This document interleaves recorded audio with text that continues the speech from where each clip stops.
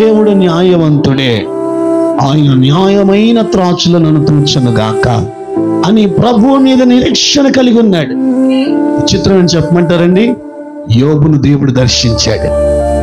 పోగొట్టుకున్న దానికంటే రెండంతల తన జీవితంలో మరలా వచ్చేలా అనుమతించాడు.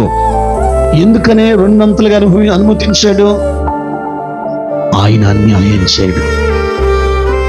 ఒకవేళ యోబులాగా పరిస్థితులను బట్టి నువ్వు ఒంటరితనాన్ని అనుభవిస్తున్నావేమో, నా భాష కాస్త అటు ఇటు అయినా తీసుకోండి. నువ్వు అనుకున్నట్లుగా నీ స్థితి లేదు, నువ్వు తలంచుకున్నట్లుగా నీ కుటుంబ పరిస్థితి లేదేమో.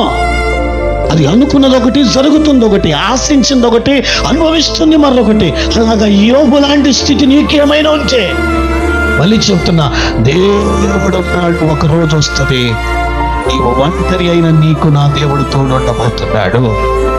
ఏ ఒంటరితనం వల్ల ఏం కోల్పోయావో, ఏ ఒంటరితనం వల్ల ఏమి నష్టపోయావో, ఏ ఒంటరితనం వల్ల ఏ బాధను అనుభవించావో న్యాయముగా తీర్పు తీర్చే దేవుడు ఒకడు ఉన్నాడు.